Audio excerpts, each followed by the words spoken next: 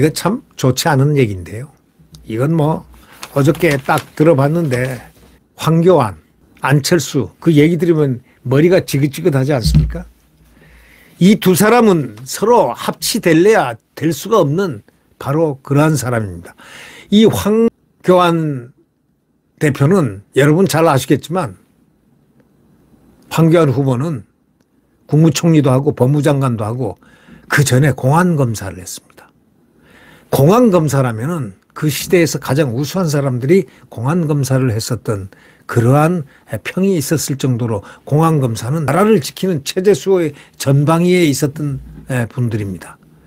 바로 이렇기 때문에 이 황교안 이 후보는 법무부 장관이 될 수 있었고 또 국무총리가 될 수 있었고 대통령 권한대행도 될 수 있었을 것입니다.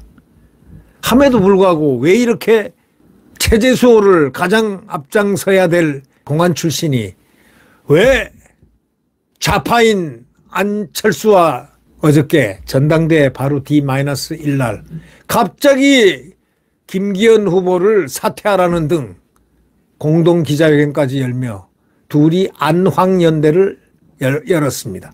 이게 뭡니까 이게. 정말 창피하고 부끄러운 일입니다. 한마디로 얘기해서 이미지가 꽝 됐습니다. 두 사람 다.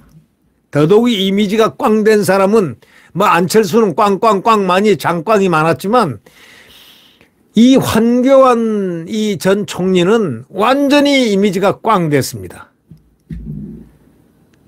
어쩌면 비겁한 정치인처럼 이렇게 느껴졌을지도 있습니다. 아니 평소에 말이죠. 이렇게 얘기했습니다. 안철수 후보를 향해서 황교안 후보가 이렇게 얘기했습니다. 안철수 후보가 당대표가 되면 우리 당의 정체성이 흔들린다. 분열하게 될 것이다. 우리나라가 사회주의로 갈 수 있다고 이렇게 지적까지 했습니다. 이거는 지극히 황교안 대표 입장에서 뿐만 아니라 객관적으로도 상당히 납득할 수 있는 이야기입니다. 여기까지는 좋았습니다. 그런데 어저께 전당대회 내일 하루 전당대회 하루 남겨놓고 오늘이죠. 오늘 전당대회 남겨놓고 그러니까 어저께부로 하루 남겨놓고 그런 소통관에서 국회 소통관에서 우리는 함께 안환영대다 하면서 외치면서 말이죠. 전당대회를 하락된 공동기자회견을 갖고 대통령실 행정관 전당대 개입 의혹이라든가 또 뭐 김기현 후보 사퇴를 요구하면서 그 땅 투기 그 문제 그걸 또 꺼내 들고 난리를 쳤습니다. 그러니까 결국 뭐냐 합종연행 추진이라는 바로 이 결선 투표를 갖다 가능성을 앞두고 굉장히 정치 전략적으로 공작을 했다는 그런 느낌을 주기에 충분한 잘못된 그들의 행진이었습니다. 김기현 후보가 만약에 땅 투기를 했다면 지금 언론이 가만히 있었겠습니까? 김기현 후보가 땅 투기를 만약에 했다면 좌파 문재인 5년 동안에 가장 원수가 누구냐면 송철호 울산시장 아닙니까? 문재인의 30년 직이라는 사람. 울산시장. 그 사람이 지금 울산시장을 하고 있는데 그 사람이 가만 놔뒀겠습니까? 김기현 당시 시장 공천을 받자마자 그날부로 황운하의 그 당시 경찰청장이죠. 황운하에 의해서 형제라든가 뭐 이렇게 막 사무실이고 뭐고 집이고 뭐고 한 5군데가 갑자기 압수수색이 들어와서 탄압을 받았습니다. 그 이후로 엄청난 탄압을 받은 사람입니다. 정치적 탄압. 문재인의 30년 지기 송철호 시장과 붙기 바로 공천을 받아서 시장 오늘부터 선거 후보 등록을 시작한 그 날이 시작이 되는 날인데 그냥 그대로 압수수색이 5군데 들어와서 경찰청장 울산청장이 바로 그 당시 황운하였습니다. 여러분 미로 짐작이 되죠? 그러면 그 사람들이 지난 5년 동안에 김기현을 가만뒀겠습니까? 투기했다면 말이죠. 상식적으로 생각해봐도 알 수가 있는 것이고 두 번째 전문가들이 지금 내려가서 얼마나 많이 팠습니까? 아니 생각해 보십시오. 한겨레 신문은 안 팠겠습니까? 오마이뉴스는 가만히 있었겠습니까?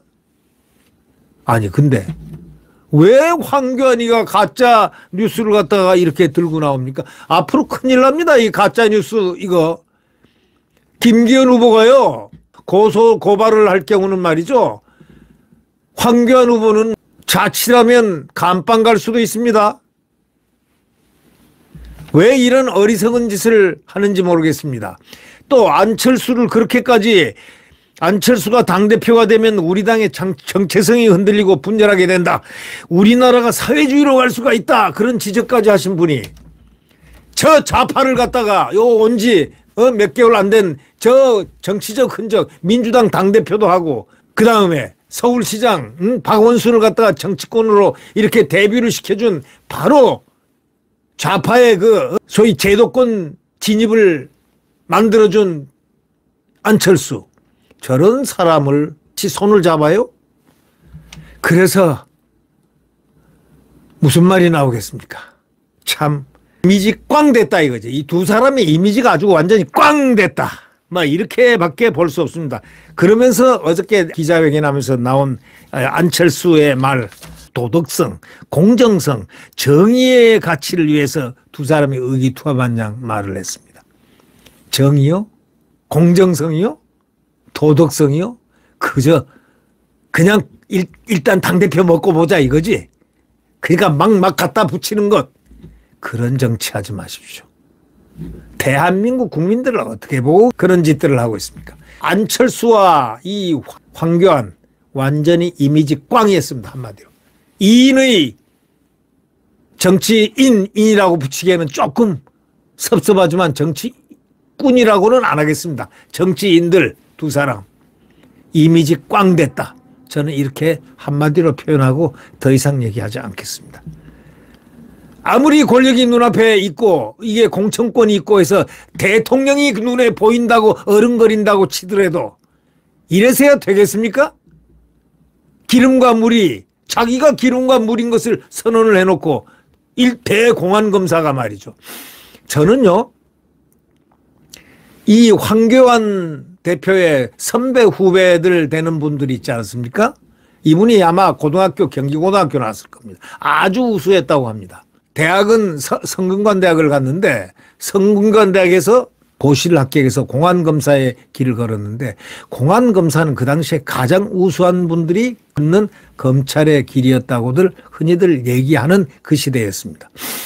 네, 그리고 공안검사들이 굉장히 젠틀맨이고 공부를 제일 많이 하고 그리고 굉장히 겸손한 사람들이 공안검사들이었습니다.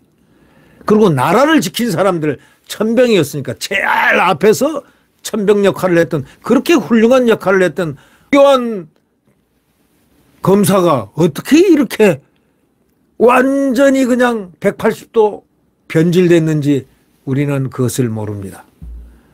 저는 지금도요 과거에 이 황교안 선후배 그러니까 뭐 대학 선후배는 아니지만 공안검사 선후배 그 훌륭한 분들 그분들 후배도 참 존경합니다. 선배도 존경합니다. 아주 좋은 분들입니다. 지금도 만나면 겸손하고 항상 입이 묵직하고 이런 분들을 지금 잘 교육하기 때문에 이 황교안에 대해서 이걸 보고요 분노를 내가 안 할 수가 없는 겁니다. 더 분노합니다. 안철수는 막 우리는 제껴놨고 아니 황교안 씨가 왜 이러는 거야?